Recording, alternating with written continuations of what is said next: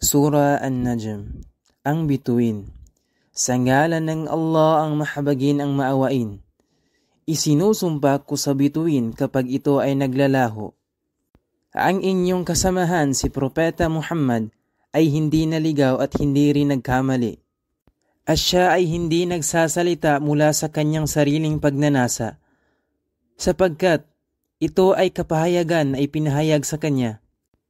Itinuro sa kanya ng isang matindi sa malakas ang Anghel Gabriel. Isang nagtataglay ng lakas ng katawan at isip, at siya ay lumitaw sa kanyang likas na anyo.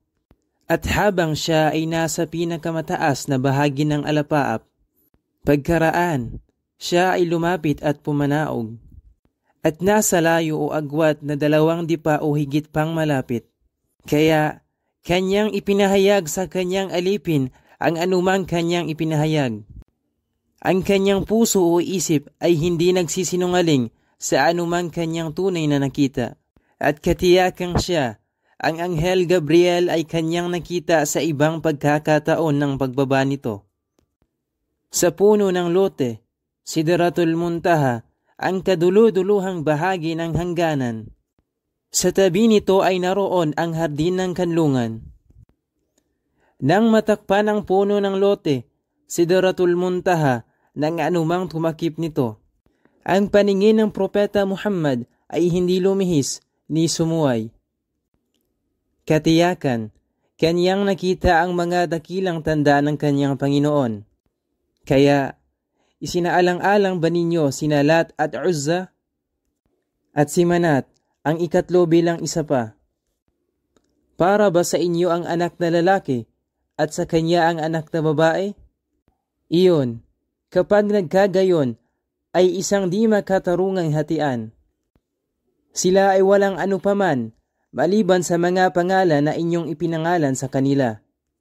Kayo at ng inyong mga ninuno, at walang ibinaba o ipinahayag ng Allah ng anupamang batayan tungkol dito. Sila ay walang sinusunod, maliban sa hinuha at sa anumang pagnanasa ng kanilang kaluluwa. At katiyakan, mayroon nang dumating mula sa kanilang Panginoon na patnubay. O mayroon ba para sa tao ng anumang kanyang minimithi? Subalit, sa Allah, ang pagmamay-ari ng huli, kabilang buhay, at ng una, buhay sa mundo. At gaano karami ang mga anghel na nasa mga kalangitan, at ang pamamagitan ay di makatutulong kahit ano paman malibang pagkaraang pahintulutan ito ng Allah sa sino mang kanyang nais at kinalulugdan. Katotohanan, yaong mga di naniniwala hingil sa kabilang buhay ay pinangalanan ang mga anghel ng mga pangalang pambabae, at sila ay walang kaalaman dito. Wala silang sinusunod maliban sa hinuha lamang, at tunay na ang hinuha ay hindi makapananaig laban sa katotohanan sa anupaman. Kaya layuan mo o Muhammad ang sino mang tumalikod sa aming mensahe at walang hinahangad kundi ang karangyaan ng makamundong buhay. Iyan ang kabuuan ng kanilang kaalaman. Katotohanan, ang iyong Panginoon ay nakababatid sa sino mang naliligaw mula sa kanyang landas at kanyang nababatid ang sino mang napatnubayan. At sa Allah, ang pagmamay-ari ng anumang nasa mga kalangitan at anumang nasa kalupaan, upang kanyang bayaran yaong mga gumagawa ng kasamaan para sa anumang kanilang ginagawa, at bayaran yaong mga gumagawa ng kabutihan ng pinakamabuting gantimpala. Yaong mga umiiwas sa mga malalaking kasalanan at mga kahalayan at nakagagawa ng maliliit lamang. Katotohanan, ang iyong Panginoon ay tigib ng kapatawaran. Siya ang higit na nakababatid sa inyo nang kayo ay kanyang likhain mula sa lupa, at nang kayo ay mga sanggol na nasa sinapupunan pa lamang ng inyong mga ina. Kaya, huwag ninyong purihin at ituring ang inyong mga sarili bilang dalisay. Siya ang higit na nakababatid kung sino sa inyo ang may takot sa kanya. Hindi mo ba nakita ang isang tumalikod sa Islam? At siya ay nagbigay ng kaunti, at pagkaraan ay tumigil.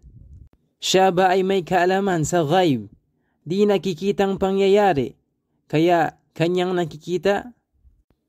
O hindi ba isinalaysay sa kanya ang anumang nasa mga kalatas ni Moises at sa kalatas ni Abraham na tumupad ng kanyang mga tungkulin, na walang tagapagpasan ng mga dalahin ang magpapasan sa mga dalahin o kasalanan ng iba?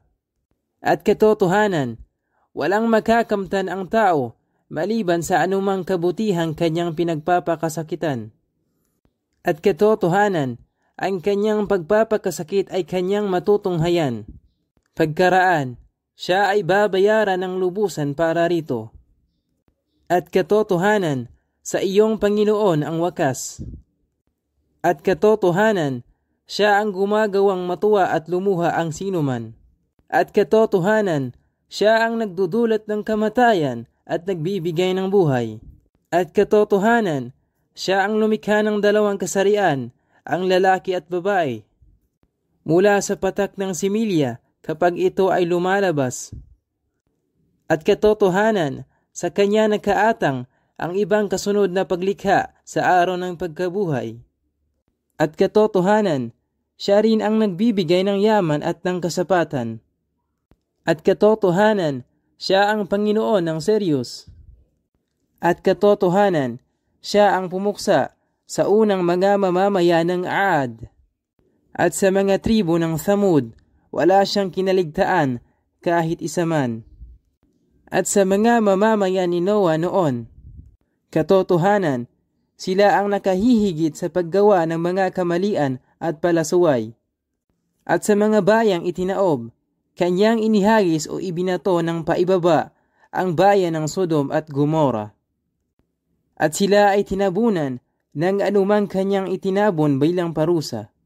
Kaya, alin ba sa mga biyaya ng iyong Panginoon ang iyong pinag-aalinlangan? Ito si Propeta Muhammad ay isang tagapagbabala mula sa tulad niyang mga naunang tagapagbabala. Ang papalapit na araw ay lumapit na, ang araw ng pagkabuhay na muli. Walang sino man bukod sa Allah ang makapapawi nito. Kaya, sa salaysay na ito ng Quran, kayo ba ay nagtataka? At sa kabila nito, kayo ay nangangatuwa at hindi man lamang nagsisiluha sa nakaliligalig na babala ng parusa.